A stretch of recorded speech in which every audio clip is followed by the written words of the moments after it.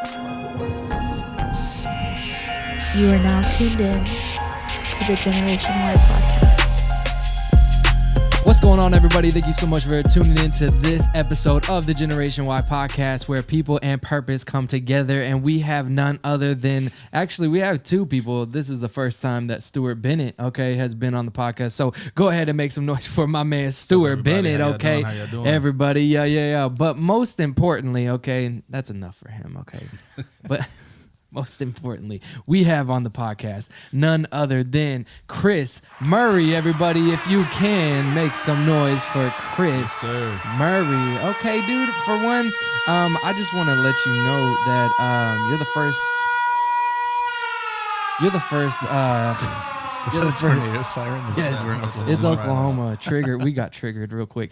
I just want to let you know that this is the first time that we dressed up because we thought that you would be impressed and excited because we wanted to. So we're gonna talk about the outfits. Yeah. This outfit, was that an excuse to talk about what you're wearing? Maybe To because fit check? we just wanted to see if you're impressed with Shameless us plug. at all. No. Yeah. What do you Shameless think? fashion On a plug. scale of 1 to 17, what do you rate Stuart and Why does I's- it go to 17?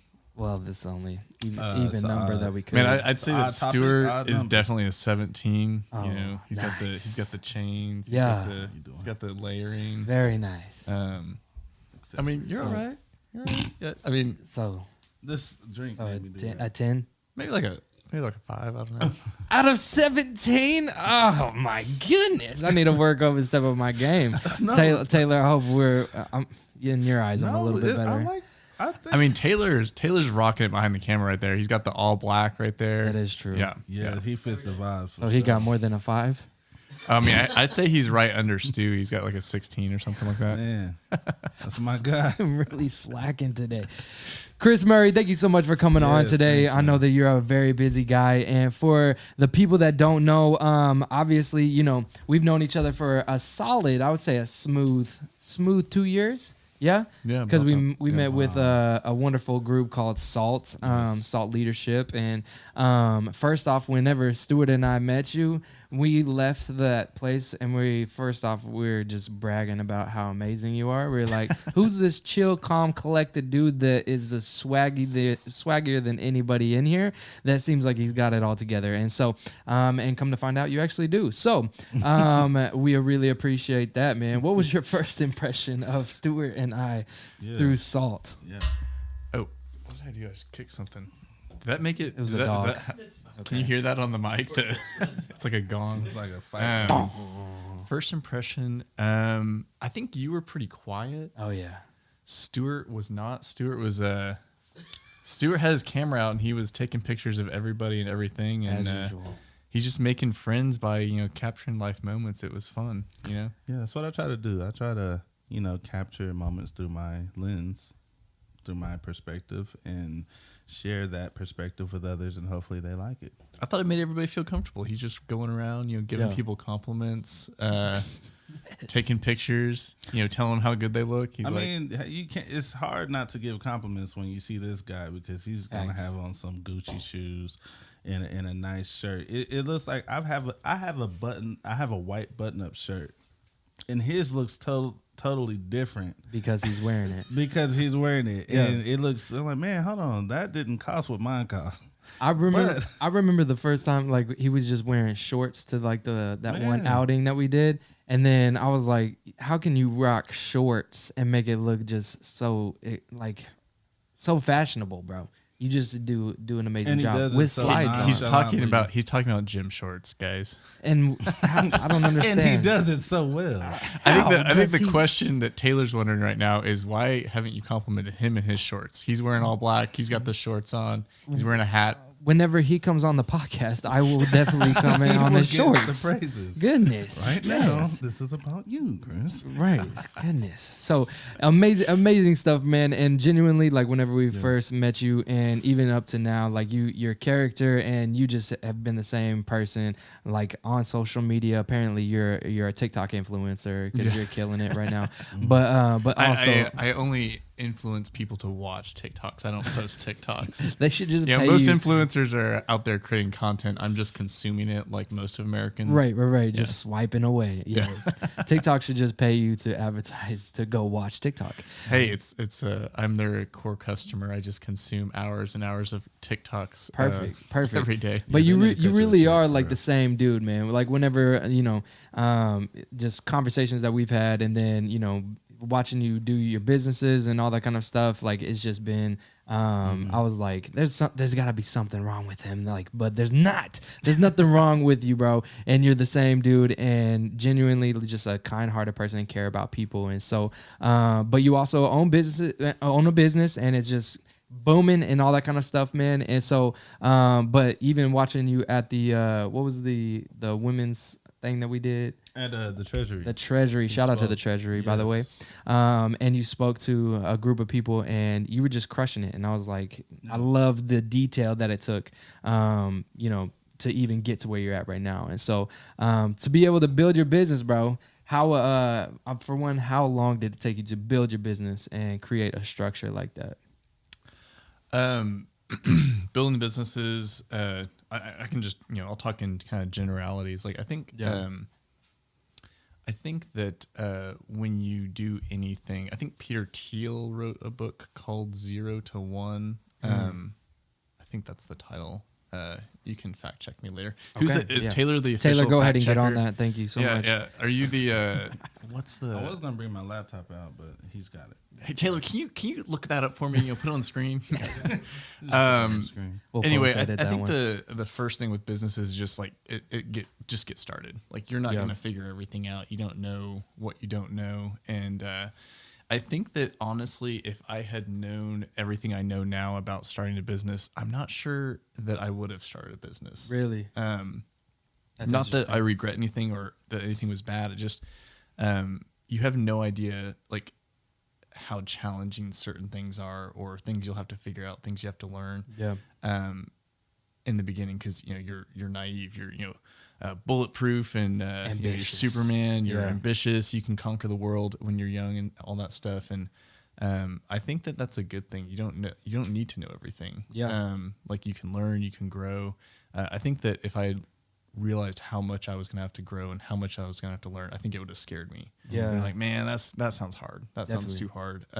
So I think I would encourage people just to get started. Like that's, that takes a lot of, I guess you could call it faith in yourself and faith in other people. But yeah, just get started. I think there's a TED Talk in general about this that talks about the only true indicator of success, like the scientifically proven method for success, is grit.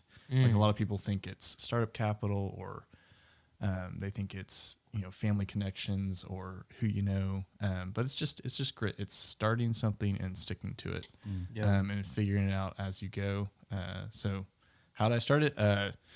I met a guy in college. We worked out together. You probably can't tell. Obviously, you I've still have been the in there. game. You've met been the in gym. there. You He has definitely been been in there. I'm 35, so you can do the math on how long ago it was that I was in college. Right. But met in college, met in the gym, and basically he really wanted to start a company. He was a finance major. I was an electronic media major. Really? With I an didn't know emphasis in journalism. Really? yeah. Okay. I didn't know that. We got a writer in the building. Okay. No. yeah. My the truth is, I was going to school to do basically biology. I was going to do med school. I have twin brother and younger brother that are dentists, and kind of all go in that Which direction. threw I guess. me off, because Yeah, whenever yeah. Jacob My mentioned that you goodness. had a twin, I looked it up and I thought this was you. You're identical, bro. Identical, like legit identical, not just. Same. How beard. funny would that be if it was all a scam and I was just doing? What it if on- we were I had talking created a to social your media twin? account. What I if we were created a talking to social your media brother? account that is me, just with other people, and I'm living this double life. That would be amazing. Honestly. There's a That'd lot be of crazy Photoshop. if we were That would- actually yeah. interviewing your brother right now. Right. Yeah. Yeah, it's just a lot of Photoshop. When I was over your house the other day, remember the thing that was right there? What was that? What's your dog's name? Which house now? Oh, big baller. Cha-ching. Wow. No. So what was I saying? We were in the gym. Yeah, in we the gym. met, Journalism. Oh yeah. and So all I that. was journalism major. I was biology. Then because I thought it'd be easy. My dad was a news anchor, so I was like, I'm just gonna be a news anchor. That'll be easy. I decided that I didn't want to do pre-med, and so anyway, I just switched to that, not because I had a plan or because I wanted to do journalism or I had a passion for it. Really, it was just like, oh, that'll be easy. I'll Sounds fun. get an easy job. And my buddy Drake was a finance major, and he had the idea of starting a business. He's like, you've taught yourself how to build websites and do videos and graphic design, and go start a business. Yeah. And so I really didn't want to. I kind of came up with all the reasons of like why I didn't want to, and then he was like, well, I'll solve all those. And so he kind of figured it all the out, friend got it you all started. need. Yeah. I'll solve that. Well, it was like I was like, man, I don't know, dude. Like, I think that's just risky. If we could lock down some clients that would kind of guarantee like the general salary that you and I would have if we just went and got like normal after college jobs, and why not? I'll say yes. Yeah. And he just did it like 2 weeks later. I was like, oh, 2 weeks? oh wild. man, You need like, people like that. Right. so I think the other thing I would say is like when you said how do you start a business or whatever, I think a lot of people are self-driven, self-motivated. They are like that, like solopreneur. And I think Ooh, that's haven't heard what that. you Solopreneur. yeah, you hear a lot about those people, because they're typically good at everything, and so they stand out. I think I've always worked well in joint ventures with other people, and kind of like a co-partner, co-journey. Yeah. And so I think I would encourage anybody that wants to do something, they want to branch out on their own, they want to have a side hustle they want to turn their lifestyle business into like a full-time thing. I think finding a partner that really complements you is important. Yeah. So That's good. That's Yeah. good. That's something that me and Stuart were even talking about. Even just the weight, bro, of starting your own business. and that's why I'm here. I'm gonna Yeah. steal Stuart as my future partner for Jordan. Jordan's not laughing. He turned to the Okay. So, no, for real though, like, starting businesses in general. And then whenever we're going through our ruts of like people just constantly asking you to do certain things and then them not fully understanding man. whenever you have your own job, it's not I'm a clock out or clock in 9 to 5, clock out, and then I leave and then everything's done. Everything's right? done. I can focus on me now. I Right. can have my personal life. Exactly. But like owning your own business and everything, you really don't have a personal life. You're building your personal life. You're in the midst of building your personal life, it. and people don't realize the time that goes into it. Yeah. You spend a lot of hard time, smart time as well, for a short amount of time versus a long amount of time working pretty hard. Right. You work really hard for a short amount of time so you can live how you want to. You're creating a lifestyle, but you work a job, you're working pretty hard for the rest of your life, and you living paycheck to paycheck, and there's a cap on the amount of influence you can have because you're spending all your time at work. Right.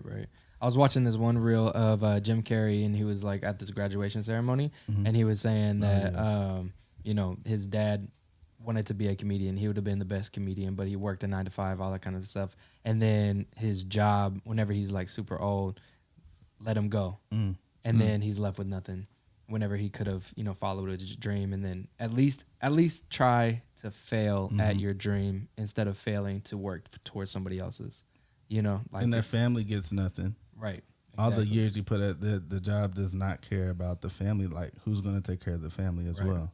So going back to this whole partnership that you did, was there any like crazy tension between you and Drake, and how hard did y'all work to be able to move toward this like pinnacle of your business to be, fully successful, hiring people, all that kind of thing? Like where was the friction to get to like the mission?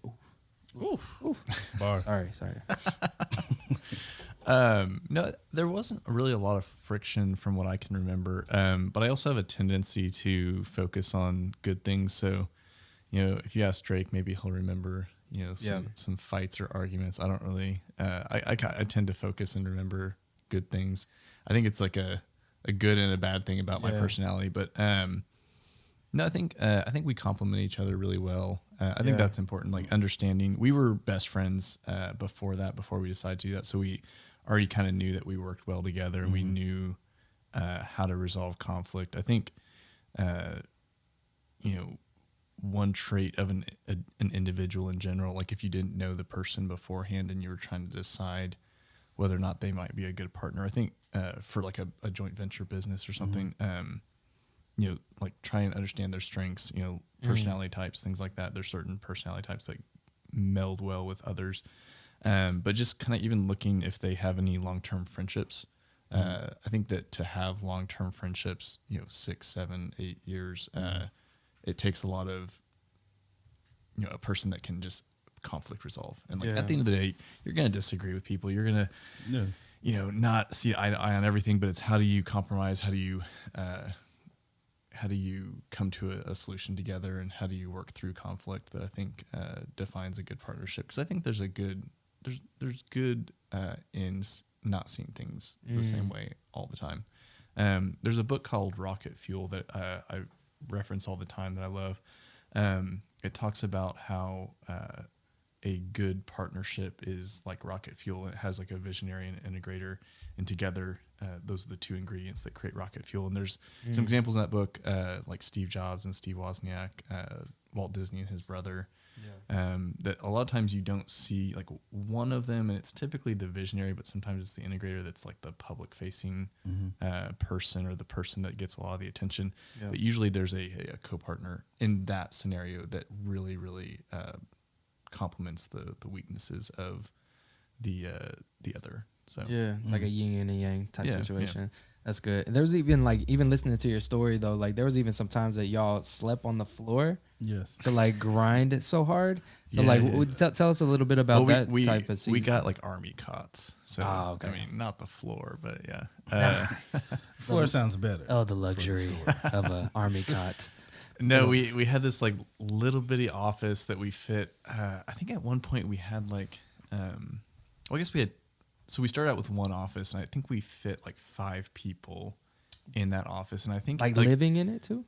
No. This was to work in. It was probably smaller than the room that we're in now. Like we had just desks on top of desks. Wow. And then we expanded to the other room, which we were trying to make it into like a studio or something like that. I can't remember exactly, but we would get there super early, and then we would work until 10, 11, 12, midnight, 1 o'clock in the morning. And we're just like, man, it'd be easier if we just slept here.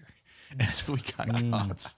And on occasion we would just sleep at the office because it was just more efficient that way. We were all about efficiency, and the way that we looked at it is, let's fail fast if we're going to fail, or we're going to succeed. It was like, let's just, we're not going to get another time like this in our life. Like, it was always like, if we fail, like we can always get jobs like everybody else. But hey, let's go ahead and better ourselves while we're young and we don't have responsibilities. We're not married, all that stuff. So it worked out. Yeah. That's amazing. Yeah.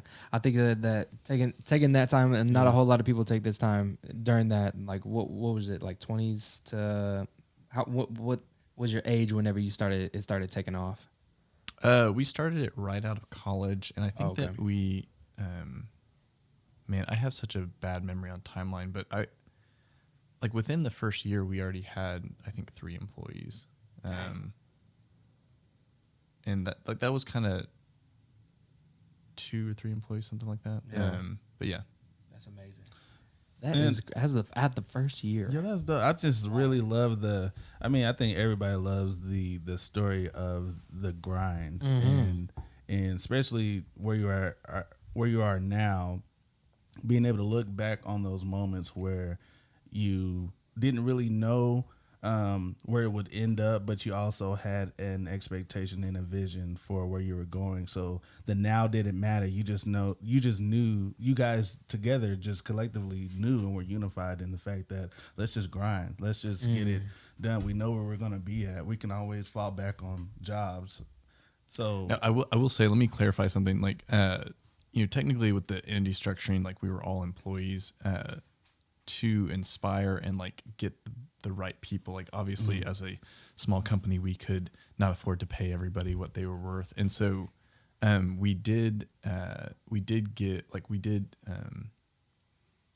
like to attract the right people, if you will. Like we did give ownership in the company early on to those people, so we were all kind of like we were all owners in the company. That's awesome. And so we all took, like you talk about like having like an ownership mindset or like it's really truly impossible for an employee to have a true owner's mindset. And so I think one of the reasons why we had the success and failures that we had together is because we were all we were all working to the towards the same goal and the same vision, and like there's certain things that worked really well, there's certain things that didn't work really well. Yeah. And in a lot of ways there were successes and failures, but like you just have to keep moving on. Like there's a lot of things that did not work out the way that we expected. And it just, like super big disappointments, but then there's stuff that worked out really well. So it's all, I think that's why grit is important, and just kind of sticking to where you want to go and continuing to look at that big vision. Yeah. What was some things that you like learned about yourself throughout this whole process? Because I feel like that's the biggest thing. Because whenever I first started Generation Y, I was like, I think it would be amazing to change some lives. Now in the middle of it, I'm like, it's actually dope seeing people on the team getting their life changed. And so it's like you're building leaders within your own team to help build more leaders. And so like, what was something that you started learning about yourself within this whole process of building a business and, being able to be where it's at now? I think that when you are young, you really think that you know everything and that you you can do anything. And I think that a little bit like what you said. Like I think it's fun and encouraging to partner with people and have a team that can not only do things better than you can, but also think about things differently than you do, and are smarter in some ways than you are. Like it's super, super fun to see like something that like it's just like an idea that you had like really be shaped by other people. Because I think it's it's a true like any business is just a collection of people. Like most talented employees or talented whatever it is, they have options. They can go work anywhere that they want to. And I think that, obviously like culture is a big buzzword right now, but I think culture is important. I think that, I never thought that. I always thought, I think in the beginning, I always thought that the content and the creativity was the most important thing. But I think we spend so much time in our lives working. Like we go to school to learn things, so we can basically everything is set up in our society to just work. Like we're learning things to how to do things with the goal of going to college, with the goal of getting a job, or whatever it is. Like we're always learning to get some skill set or knowledge to go do something to work, basically.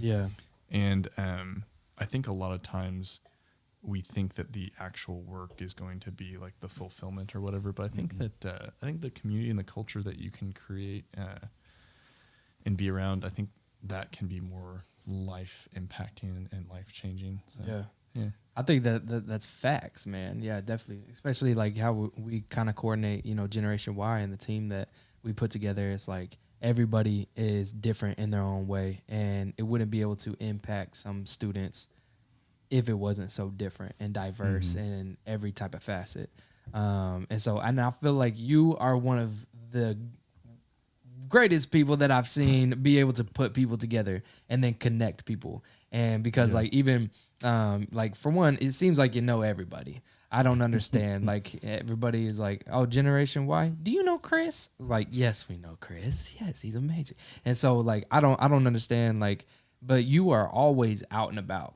Like every time we're talking to you, he's like, you are out and about. Everybody, you're in the community. You are doing something. And so, like, how do you prioritize your time and then also make time for yourself?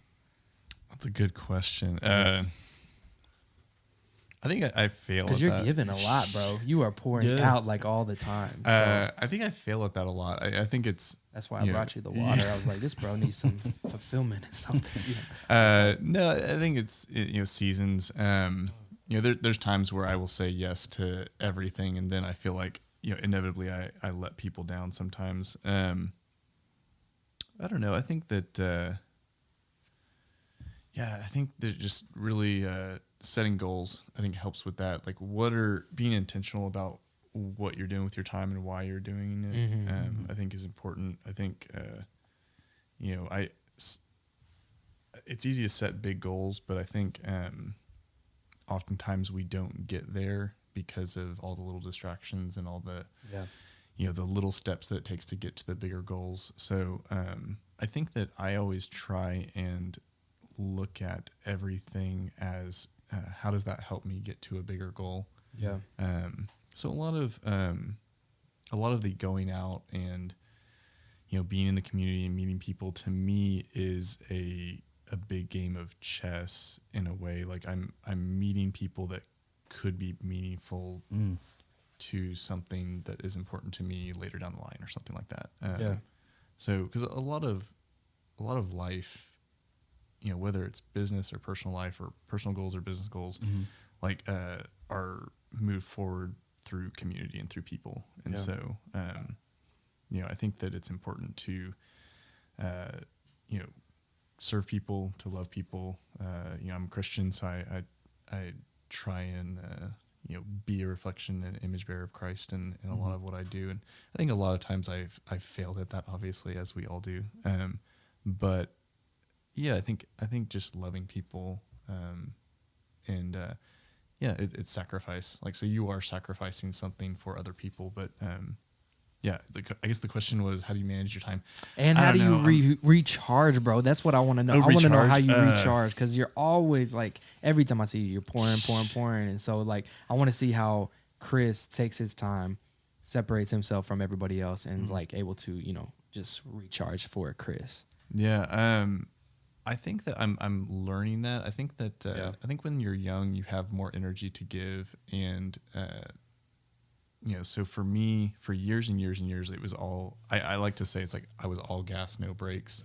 Yeah. I think that COVID and, the way the world is post-COVID has changed a lot of that mindset for me. That, I've learned, because I think that I reached a breaking point that I was just like, man, I cannot, this is just, I'm working, like you said, you guys were saying earlier, like, even if you're not physically there, 9 to 5 working, I felt like I was just working all the time, like mentally, like responsibilities, things like that consumed my thought life. So I was never really resting, even if I was quote unquote resting or doing something fun or relaxing. Like I was still like thinking your brain doesn't turn off. Brain doesn't turn off.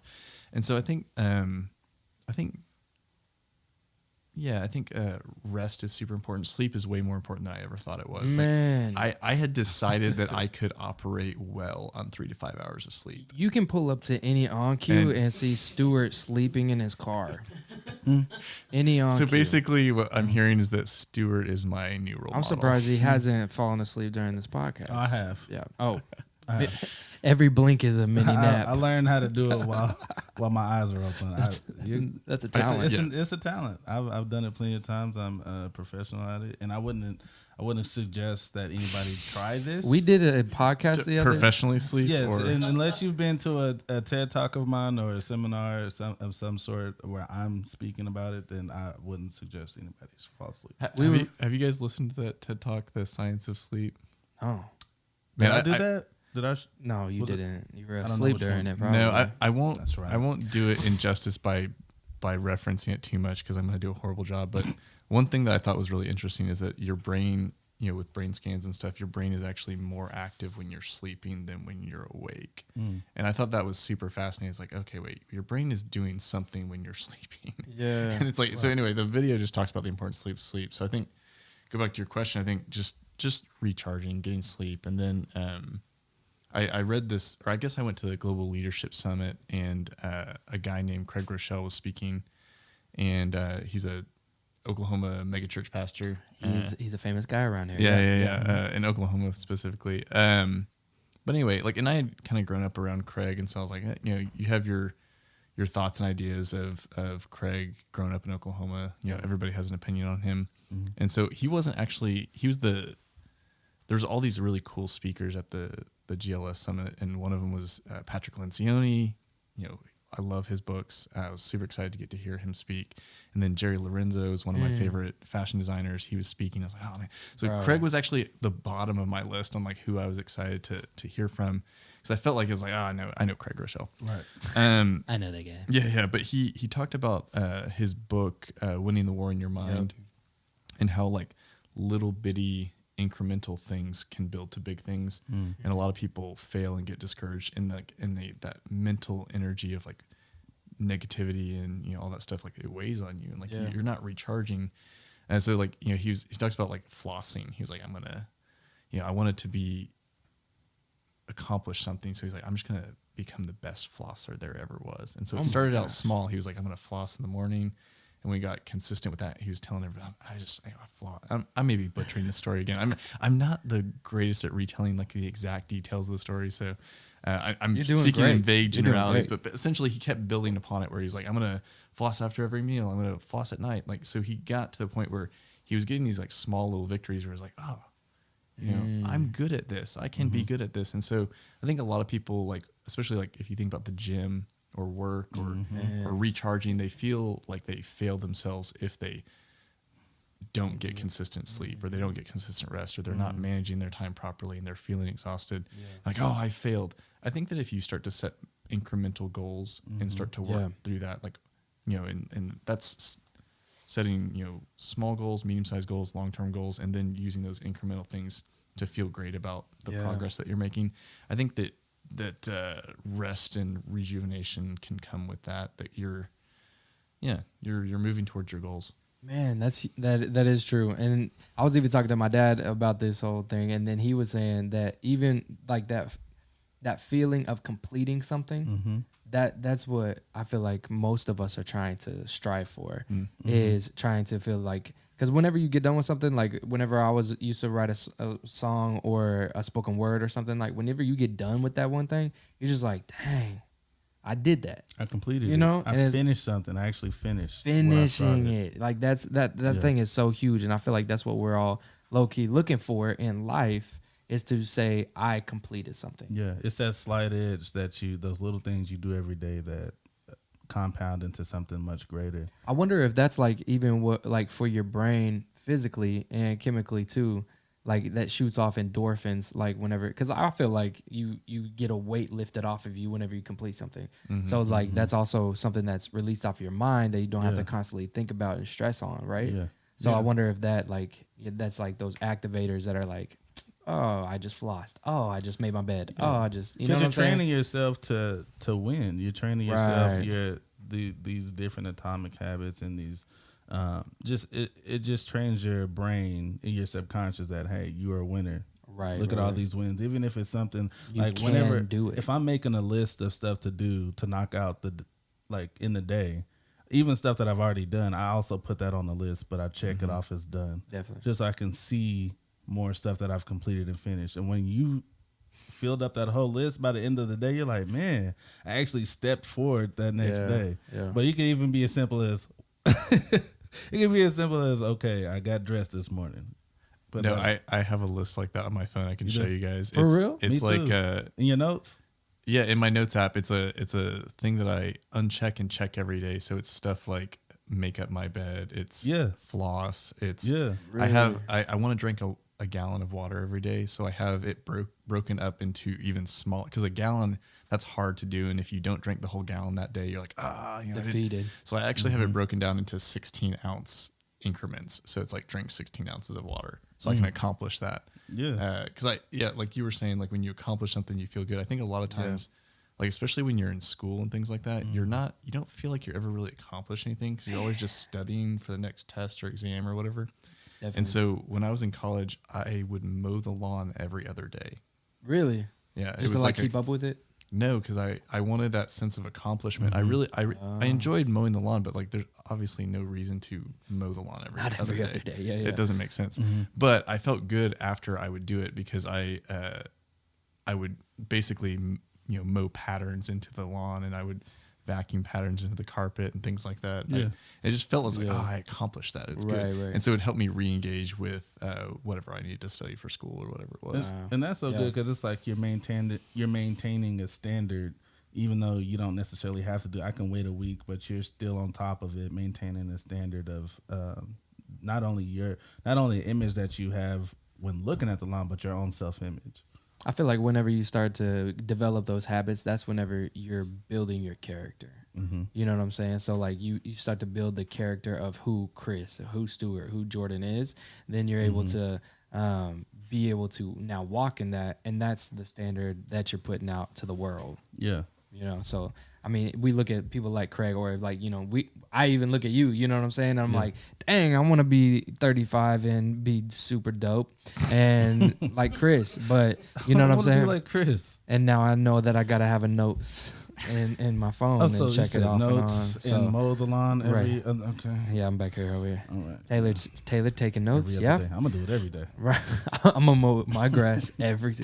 Get you down there. You're not gonna get cut today. What you're saying though, like you're knowing who you are and your identity though, that's and your purpose, all that stuff that's one thing that Craig talks about in that book, Winning the War of Your Mind, is like is writing down like who you are, like who are you, and like what are those core values, things like that you know believe about yourself, or that you know think define you, and like kind of holding that standard up against like everything that you do, like when you like it helps with your identity and like knowing who you are, and I don't know.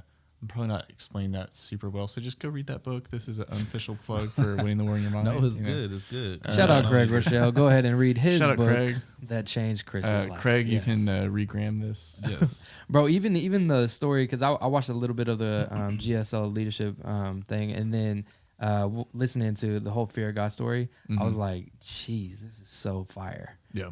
What inspired you on the fashion aspect of that one? The fashion aspect, I think it was really interesting how he. I can't remember if he talked about this in that talk or not, but my mom even loved it. I was like, "Mom, jeez, wow, it's incredible." Well, everybody loves Jerry Lorenzo. Right. I could be wrong.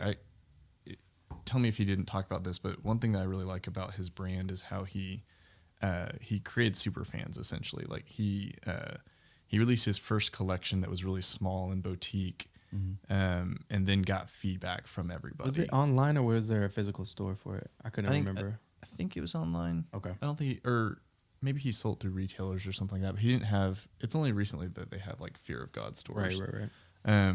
But basically he like really took feedback and like made the next collection based on feedback. And so he basically made everybody feel involved in the process and the design. Right. And then like continue to roll out, because I think he's only on his like 8th or 9th collection right now, and front cover GQ magazine. Right. Stuff. It's crazy. And so like even with like, speaking of all these leaders and all that kind of stuff, but you personally, who's somebody that you kind of look up to, or you kind of want to be like, type thing as a leader? Are we talking about besides Stuart? Yeah. Because obviously he's oh man, fashion god. It's hard to say. I don't know. I think people that have a lot of discipline in life, I have a lot of respect for. So there's a lot of people. Yeah, that's one thing. The reason why I'm so sorry. What? Stuart slammed that can down. I didn't mean to. I didn't. I'm so sorry. When Oh man. it just sounds louder when there's less drink inside. Whenever he went like this, he said, "Who you emulate?" He goes, Sorry, go ahead.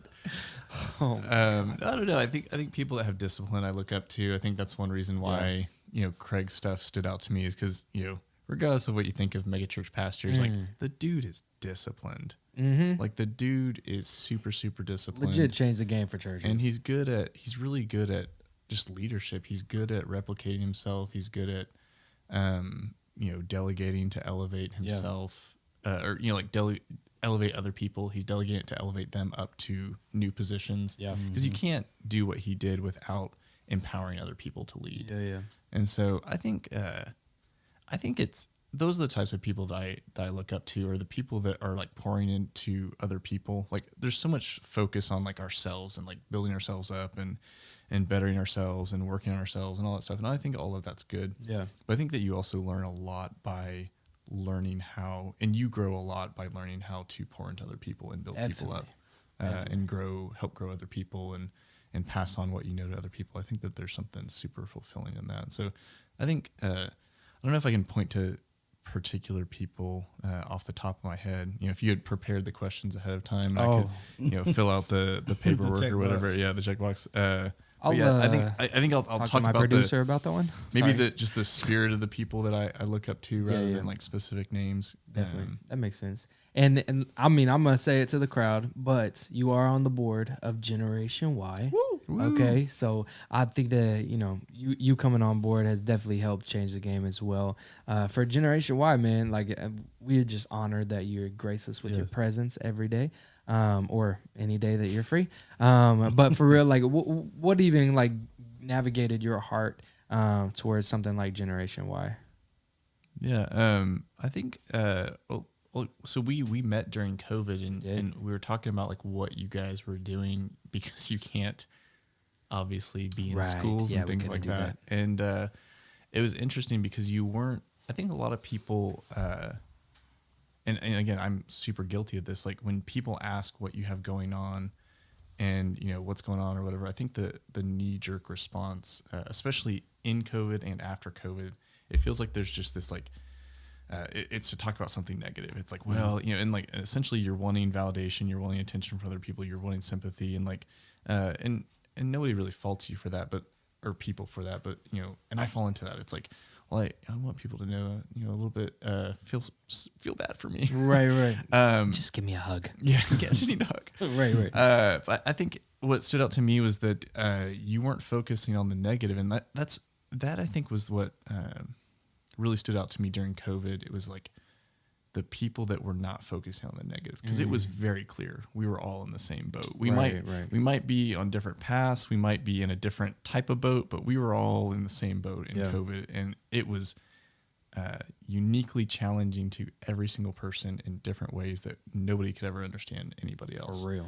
And so like it was easy to say everybody is going through some form of hardship during this time in this year, and you didn't focus on that. You were like, man, like we got faced with this, but this is what we're doing. We're going online. We're still putting out content. I have no idea what's going to do, but like we're feeling like, that, and you were like looking to the future, and you were more of like a visionary for where things were going. And I think that that's for me, like what got me excited, because I think that especially nonprofits, like it's, sympathy and, a nonprofit going through a hardship is an easy way to get volunteers, donors, participants. Man. It's like it's a go-to, but for some nonprofits, I won't say right majority or anything like that, but just some nonprofits. And so I think that you were still focused very much on the mission. It wasn't like here's a problem and woe is me. It was like, here's a problem and here's how we are creatively thinking through the solution. Here's how we hope that things are going in the future. Like you had hope, you had purpose, you had vision. And all those things are very admirable, and that's what you want to look for in a leader. And so you were, reframing the current bad situation in a new light that could give hope to yourself and to others. And so I thought it was cool. Like I mean that's where I think we talk about the book Winning the War of Your Mind. I think that social media. I think we may have talked about this the other day when we were having coffee, but I think a battleground for people's minds is social media these days. Man, like it's not like people talk about the news media and the good and bad influence that the traditional media has right now. I don't think that's not. I feel like a lot of that's confirmation bias. Like you're seeking out the information that you want to hear and you believe in already. And so it just entrenches people in deeper camps. But I think for like the youth and for a lot of people, social media is really, really shaping how they view the world. And so I think that it's important what you guys are doing, like, putting out stuff like this podcast and putting out positive, encouraging content online. Like a lot of content that gets attention is negative, or it's polarizing, or it's offensive, or it's dangerous, or like just like the kids doing stupid stunts. Like that's kind of stuff that goes viral. It's not the best kind of content. I mean, It could be. No, I'm playing.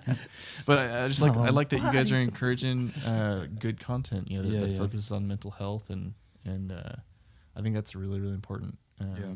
I feel like if people can, and we were talking about this on the last podcast that we were doing, or no, it was after it, but we were talking about the whole fact that, you know, social media, everything is either divisive or it's like some people trying to troll somebody else. You know what I'm saying? And so I think like at the most or the best that we could, like Generation Y, even just constantly being in their face of positivity and even low key like making fun of ourselves because like we don't care about what people say. So it's like you can say anything all day, and even like Kiki says this in an assemblies and stuff, but like, you know, you can say anything you want about me, but like I've already said that stuff to myself. Like I already know it. Probably, You're not gonna tell me nothing I don't already Exactly. know about myself. Exactly. So it's like, I mean, might as well go ahead and show these kids that is like, instead of us being so sensitive and guarded all the time, let's like show our flaws, be okay with them, and then we can move on and accept ourselves, and then start accepting other people. And so, you're right, man. Like social media is huge right now. What do you see future wise of social media? Man, it's gonna be interesting. I think that emerging platforms where, you know, the algorithms, you know, can benefit organic content will continue to grow. Yeah. Right now, that's, you know, that's TikTok. You know, Instagram Reels is doing that. I think LinkedIn is pushing video quite a bit. I think closed social networks are going to become a huge thing. You know, those are the communities that, you know, Discord channels, Patreons. I think Instagram is even launching their own like subscription where you can subscribe to creators and things like that. So I think these closed networks, closed communities where you can control the audience a little bit more are going to be really, really big, really, really important. I think that it kind of goes back to why social media kind of blew up in the first place. Is like you felt like you were being social, you were having conversations, and then now you look at social media and even, you know, like let's take out business pages, but like even just a personal page, like, you know, it shows to like 3% of your total audience when you put a piece of content out. And it's like, I mean, that's not, when we started it, you know, when I was first on Facebook, it was like anything I put out showed to everybody that I, you know, when the newsfeed first came out, it was like everything I put out there shows to everybody that follows me. And so it felt like you were really connecting with those people. And I think that's changed a little bit. I think that it will,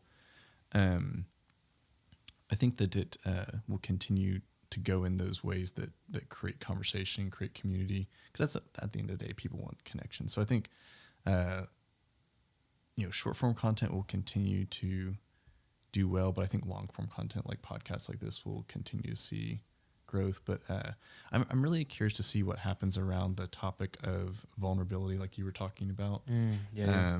Because I think that it's really like being authentic, being vulnerable is really, really popular right now. Yeah. But I think that there's a very, very fine line to being vulnerable and attention seeking. And I think like Brene Brown talks about this in one of her books. It's like, you know, like she makes sure that she is like completely healed from whatever the experience she's being vulnerable about first. And she has something that she's learned from it, and that she's not hurting other people by sharing it and all that stuff. I think right now, you know, I would call it like, she has a term for it. I forgot what it was, but like, you know, an overshare. There's a lot of oversharing going on on social media right now. I think that it can be very damaging to people's mental health. Yeah. So you want to give us like an example of like what a overshare would be? Just like too detailed, or is that? I don't know. I think name dropping. This person did this. Well, there's like some controversy around the Mormon TikTok moms right now. I don't know if you've heard of what's going on with that, but there's some drama going on in that community, and I think I didn't know Mormons had Instagram. Yeah, they have TikTok. Oh my god! Or phones. I didn't know that either. I think that there's some people like oversharing to a degree on that, and there's a lot of people involved in the quote unquote drama, but it impacts real people's lives. It's gonna, you know, these are all families. They're like TikTok families basically, and they've got kids, and it's gonna impact. But they're actual Mormons.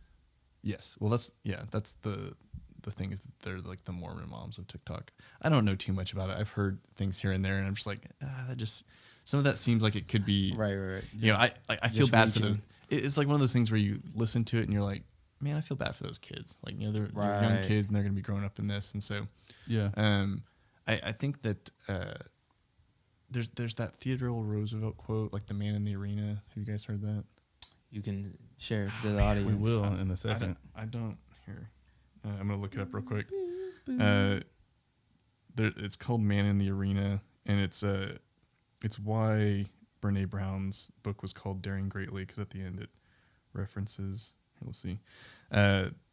It says, "It is not the critic who counts, not the man who points out the strong man." I'm gonna start over. It is not the critic who counts, not the man who points out how the strong man stumbles, or where the doer of deeds could have done them better. The credit belongs to the man who is actually in the arena, whose face is marred by dust and sweat and blood, who strives valiantly, who errs, who comes short again and again, because there is no effort without error and shortcoming, but who does actually strive to do the deeds, who knows great enthusiasms, the great devotions, who spends himself in a worthy cause, who at the best knows in the end the triumph of high achievement, and who at the worst, if he fails, at least fails while daring greatly, so that his place shall never be with those cold and timid souls who neither know victory nor defeat. Jeez. And I think it's interesting, like when it comes to social media, like that mindset is like, Yeah. it's like there's that little like Michael Jackson meme of like the popcorn, and I think a lot of people want to be like the popcorn people. They want to see people's lives melt down on social media, and they want to see the drama, and they're here for the drama, and you know, like there's the whole drama with the Ace family, and I think, you know, like the Jake Pauls and Logan Pauls, a lot of what well, like the Suicide Forest thing. I don't think that Logan Paul was trying to do something disrespectful. I think that he was young and ignorant, and he was trying to chase that next algorithmic high of something that would go viral. Yeah. So he was in this like closed bubble of, you know, what's going to go viral. And he thought this was just, you know, wild and crazy and interesting. So he was going to see if that could make it go viral. I don't think he was understanding how, you know, disrespectful that was to the culture and other people. And so I think that we're going to see, when you say like, where is social media going? I think that, and this is why I love Generation Y. I think that you guys focus on mental health, and you do it, you know, you're blending all areas of major influences in people's lives, like, you know, where you work, where you go to school, where you know, that has major impacts on you and your mental health. But how you spend your time online and what content you're consuming has dramatic impacts on your mental health. And you see these people having like, you know, just really big breakdowns and really big mental health crises online. And for the most part, we're like eating the popcorn. I think we could talk about the Johnny Depp Amber Heard stuff. Like, I was about to say, regardless of what your opinion is on it, Right. regardless of your opinion. Now the jury, you know, went in 15 favor, mil, right? went in favor of Johnny Depp by the majority. We're never gonna know exactly what went on behind closed doors. What I will say is that Johnny Depp and Amber Heard have both been dealing with a lot of mental health stuff because of this, and they will continue to. I can't imagine being Amber Heard right now. Like, Dude. like what's going on in her mind right now? yeah, it's just like the whole world hates her. And Right. it's like, Because of social media. can you? Nobody can. Right. Nobody could ever fathom what that does to someone's mental health. And like, we're not. I don't know. We're kind of cheering it on right now. And so I hope that that when you say like, where's social media going, I hope that there's more true vulnerability. There's true good talks about mental health and like what being vulnerable in a positive way is, and then how to support people going through hard times, Right. instead of just being the popcorn gallery and being Just the, for the entertainment. you know, like the man in the arena, like the credit goes to the person that actually put themselves out there in the Right. arena. And I'm not saying that relates to Amber Heard or Johnny Depp, but I'm just saying like a lot of times we like to watch people burn to the ground, and we like kind of cheer them on in a way, and I think that that's pretty. Definitely, man. It's become entertainment. Yeah. Because people don't watch TV anymore. So they're getting social media entertainment out of that, whether it's highs or lows. And that's what the annoying thing is, to be honest. Like, people don't know exactly the truth anymore, really. You know what I'm saying? Because, like, you could watch, just like you were saying, you don't really know on both sides, you know, Amber or Johnny Depp's, like, side of it. And it's like, any social media that's being posted right now, we honestly don't know the actual truth unless we were physically there, right? Yeah. So, like, our thing is, like, I mean, even for me personally, like, my stance on anything is very neutral.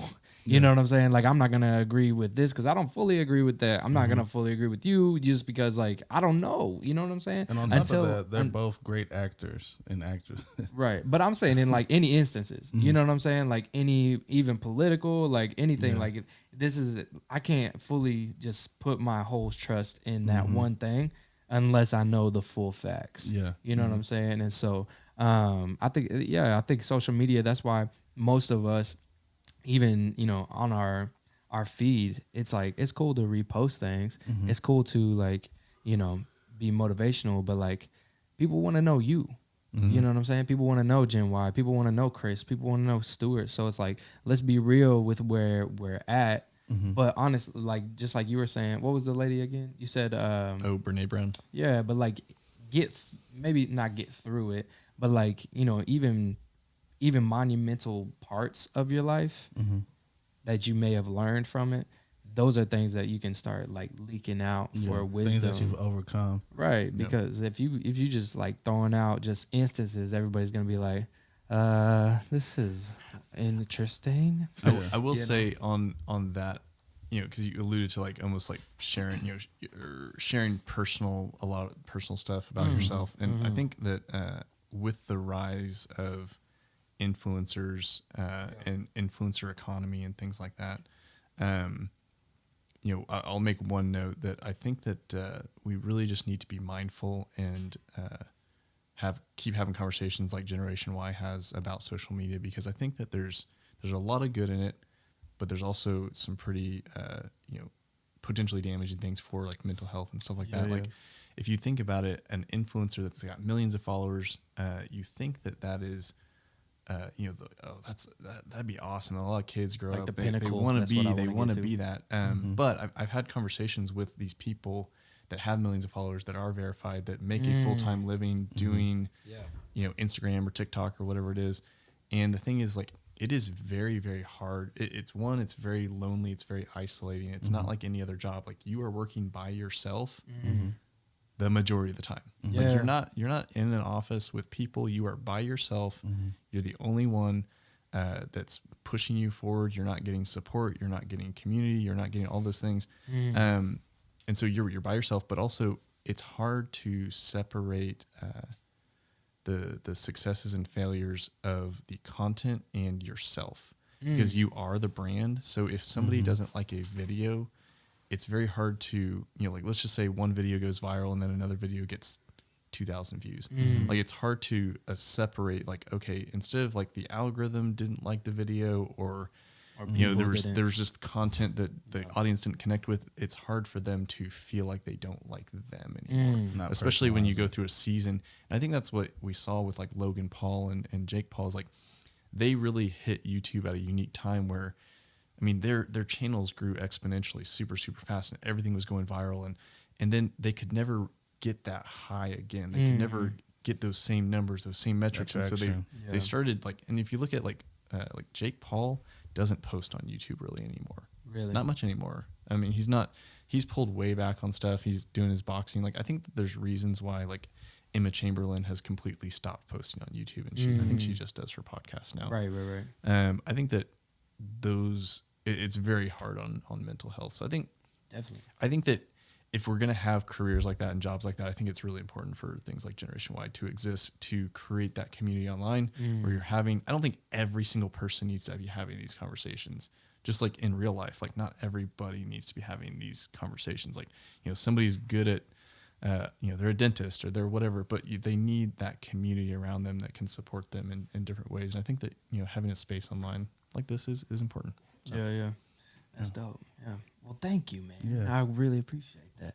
We're gonna keep doing it. We're gonna keep doing it as long as Taylor keeps us coming in. So Yes. Thank you, um, Taylor. But yeah, bro, I think so. One last thing I'm gonna ask, unless you got some questions you want to ask. But one last thing, bro. What do you feel like, Kris Murray? What do you feel like your purpose is, bro? Ooh, man, that's such a big I know that's a question. deep one. Is but that something you ask everybody? No, not at all. This was actually something that I just asked because I Off the really top. feel like because we kind of like shied over it for a minute, but like you owning your own business, it's a very and let me give a brief thing, and you could add on to it. But like doing some commercials from amazing companies, Yeah. right, and putting out some amazing content for businesses, and so I mean. Just your business is dope, right? And so applaud you for that. Good job. And your whole team, you know what I'm saying? You do a great job of that. But like, being able to be over that, you had everything that you built, all that kind of stuff. Even right now, bro, like even whatever you do in the future and everything that you may build later, whatever, but like what is Kris Murray? Have you ever thought and sat down and be like, this is my purpose? I think purpose is such a hard thing to define, and I think that the reason it's so elusive is because it can, be a little bit dynamic. It can change, and for me, the best way for me to kind of define it is to kind of look at my past and like what my natural gifts and talents have been. I think, and I think that if I look back on it, what I am consistently good at is kind of being an architect of people's dreams. I think it's one reason why I was good at, naturally like good at marketing for other people and helping build businesses and things like that. Like often, like, every step of the journey of new growth, like oftentimes it wasn't my goal, or like even starting the company, that was Drake's idea. And it merged, and we did acquisitions throughout the years, and it built into a big successful company. But a lot of the times it wasn't my goal to grow or change or whatever. It was somebody else wanting that, and me figuring out and kind of connecting the dots together in a lot of ways. And I've helped to build different businesses besides marketing companies throughout the years. And I think that's why, like with marketing, I could look at other people. They could come and they could be, a completely different company that I had no experience working with, in a different industry that I didn't understand at all. But I could ask questions. I could listen. I could kind of hear the heartbeat of their dream, and like, okay, so how are we going to tell those stories? Because at the end of the day, I mean, right now we're just telling stories. A lot of culture and community is defined by storytelling. And so that's kind of, what I think I'm good at is to succinctly say is like be an architect of people's dreams. Like I don't want to run on that hamster wheel most of the time, but I'm good at helping like design and build the hamster wheel. Or at least assembling the right team to help build the hamster wheel. Maybe that's why I think an architect is a good way to say is like I can design it, and I can think through it, and I can help you refine and think through your ideas and kind of bring those stories to fruition, and then like kind of execute on some things. So, That's low key a journalist, right? Low key a journalist, maybe. So you Back to the start. subconsciously you got the right degree. That's That's insane. Yeah. Wow. And then what was your title, bro? Didn't you? I was amazed by your title. What was it? So right now I am executive advisor, but I was chief visionary officer. I stole that from West Lane. Yeah. Say it one more time. Chief visionary officer. That's fire. It was based on the book Rocket Fuel, where there's visionaries and integrators, and I think like the visionary can see the future and kind of sort through complex problems, and they kind of think outside the box.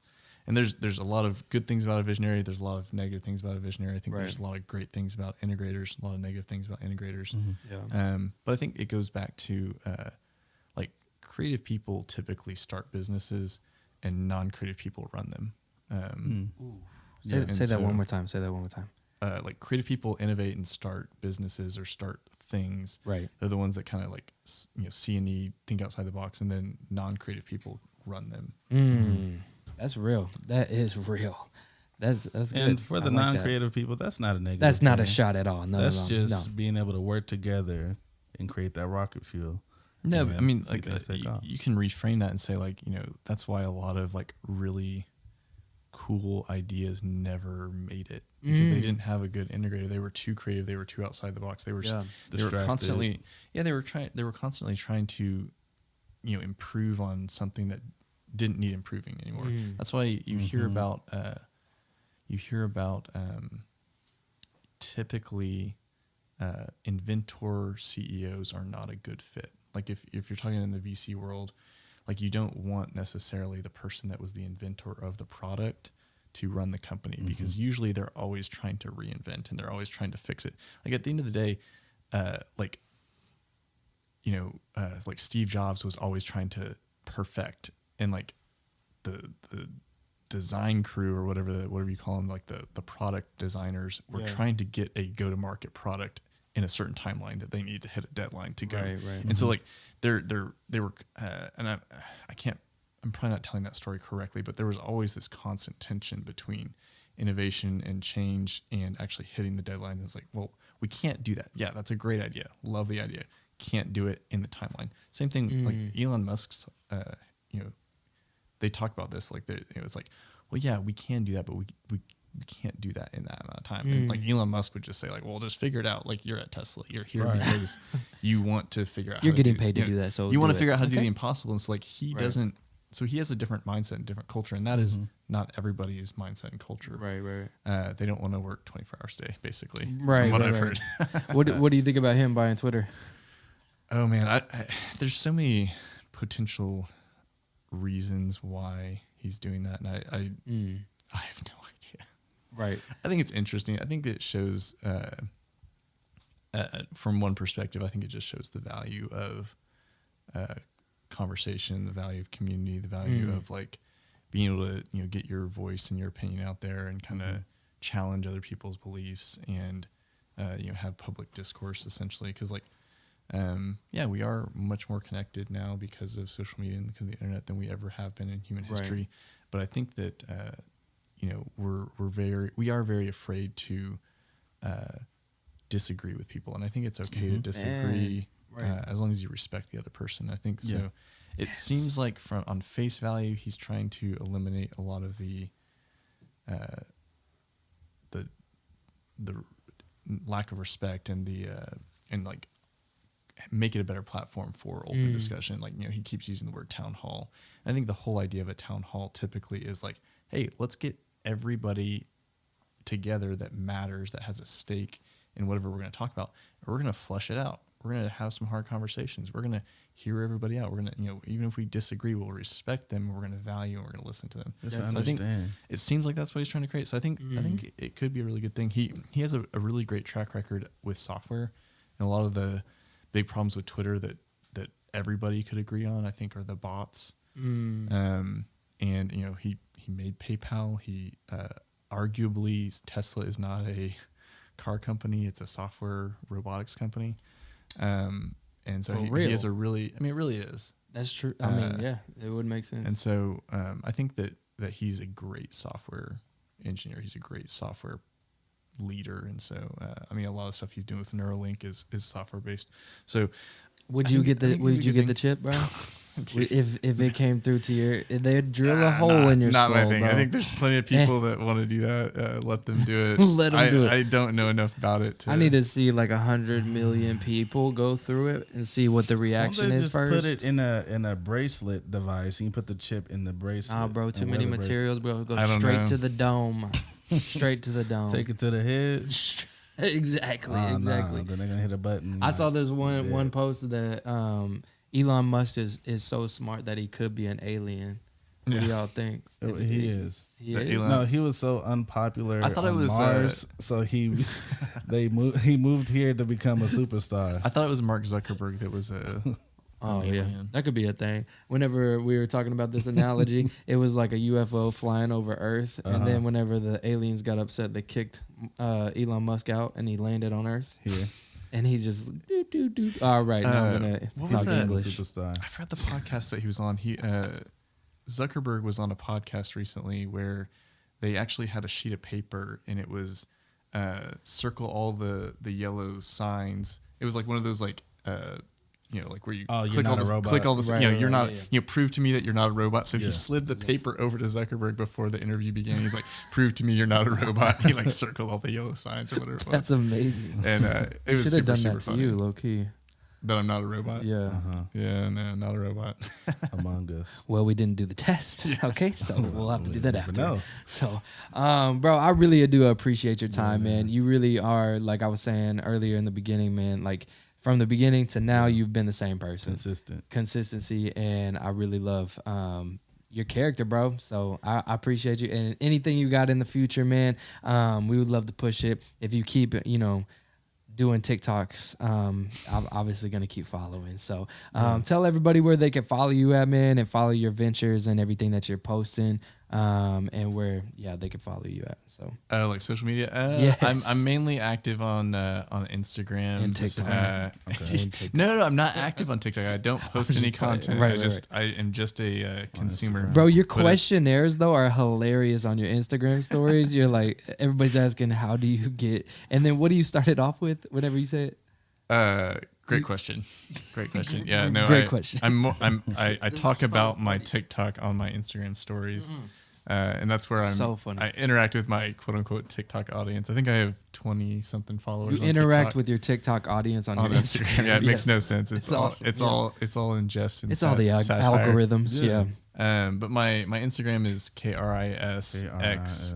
The letter X, MURRAY, and it's mainly pictures of my dog. Is what I do. I want to So see more post chest. That's all I want to see is Mainly just pictures you of and his your more dog. chest. More Yeah. chest hair. He is his dog. Give everybody your Well, dog's I would say name. on stories, I guess. Instagram Okay. stories. It's like Give your dog's name to everybody. My dog's name is Zara. She's a Because chunky, this isn't chunky your Chihuahua. dog. The dome on the Let's dog see. And is that's not huge. your dog. Oh, It's man. more it's more of a skull There's than my it is dog. a body. Okay, we have It's a teacup Chihuahua. That's That's chunky. so cute. a Yeah. little sip. Yeah. Little sippy sip. What's that? A little sip. Little teacup. There's one. Where Yeah, is it? no, just you. Didn't you put your dog in It's like unfortunately. Yeah. Just you. There's Stuart. Hey. There we go. The Actually, I have the same jacket on. chunky dog right there. I'm just upset that he passed all those pictures and there was not. I wasn't in any. There's of them. none of Jordan. Well, we got a selfie today, so maybe Maybe it'll we'll get post that. posted. Yeah, maybe. Actually, no, that's not the same. Yes. That's yeah. what I like to hear.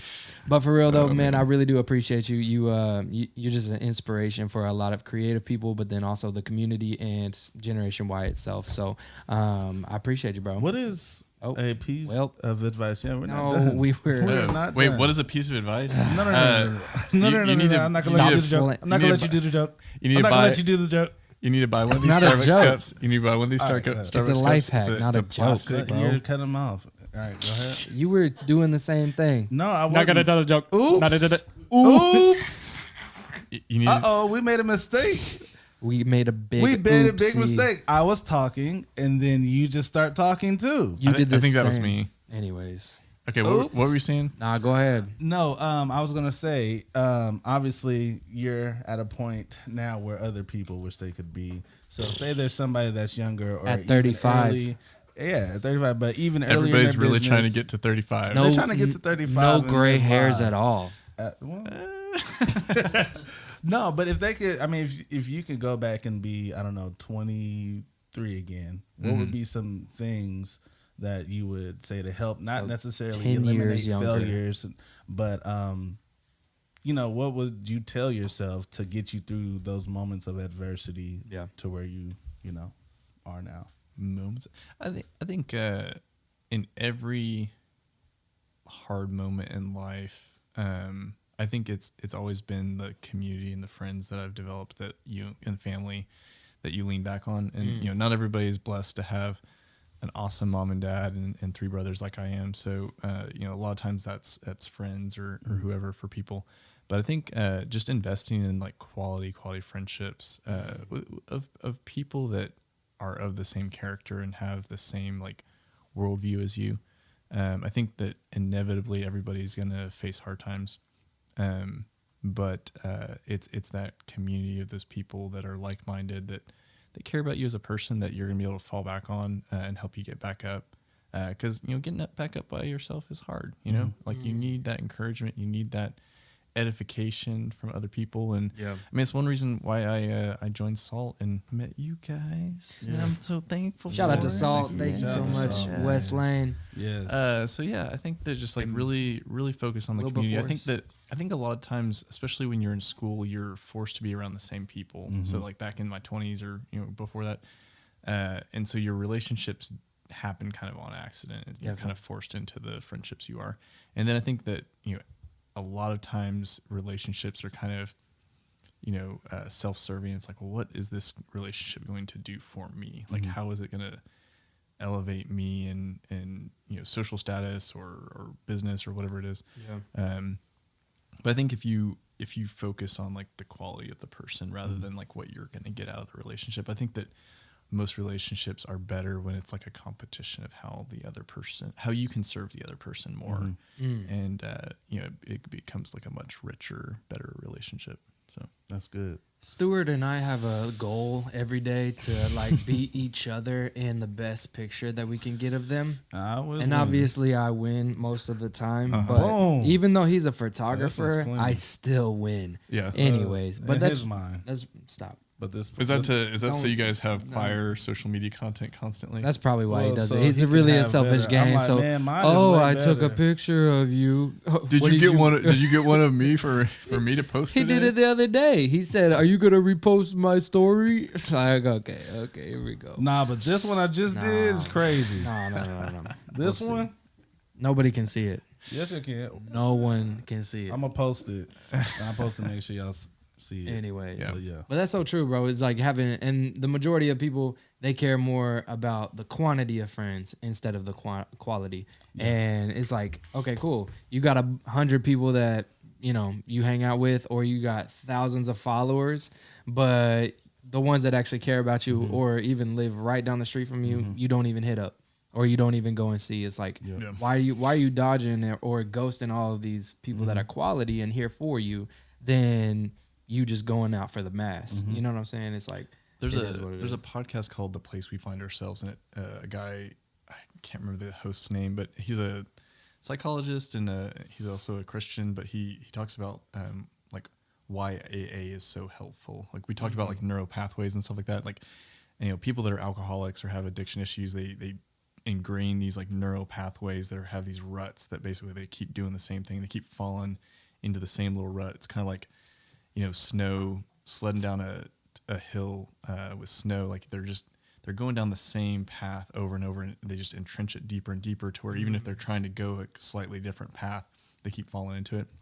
And That's a good analogy. the reason AA is so powerful is because the process of hearing and being heard to your authentic self will actually, it's scientifically proven to like rewire neural pathways and repair synapses and things like that. I might get the terms wrong, but basically it helps you like almost lay a fresh powder. And it's a long process, but that's what AA is. It's like everybody's in the same boat. They are not trying to hide who they truly are, and they are being their complete authentic self in an appropriate environment and being with people that they can also fully accept. And I think that's what a good friend is. Like, like there's jokes around, with the what was the show about the president and the House of Cards. There's that one guy that was like always burying the bodies, and people would joke around like they want the friend that's going to help bury the bodies or whatever.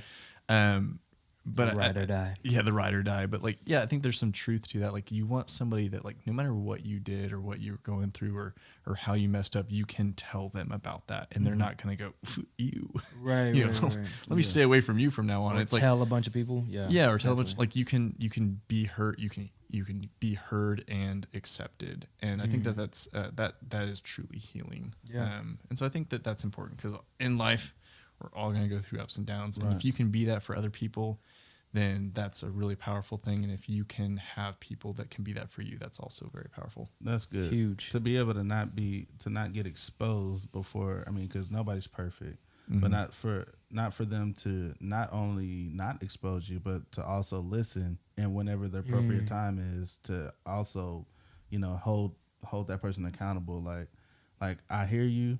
I'm not going to expose you, but at some point in time, we got to become better. Yeah. And I'm here to help you walk that out as well as you are. That's what I think is super tragic about the Amber Heard Johnny Depp thing is like I don't think it ever needed to come to anything that it got to. Man. It didn't need to be that way. What And, happens when the media gets I involved? think there's like everybody's flawed in certain ways, and I think that Johnny Depp and Amber Heard are both flawed individuals, and together they probably play on each other's worst traits, and they were probably really bad for each other behind closed doors in different ways, and it hurt each one of them in different ways, and it just kind of like escalated. Just imagine two actors being in a relationship. Like they could be crying and you thinking that it's like a legit thing, but they're just acting.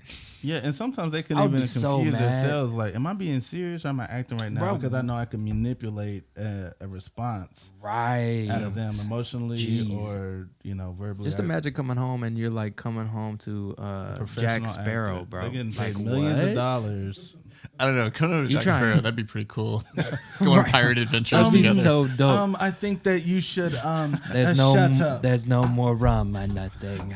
We're gonna go on adventures together. That'd be no, so dope. But I think that like if they had really taken the time to really listen and truly understand the other person and like Right. where they were coming from and like it sounded like just even from their like arguments that they were always kind of attacking in different scenarios. One was just attacking the other one or getting defensive or I think at the end of the day they truly didn't know each other, and I think that there's I think there's some mental health stuff going on, lot of but yeah, toxicity especially going for on. actors. but just get to know each other, like be there Get for to know people. each other.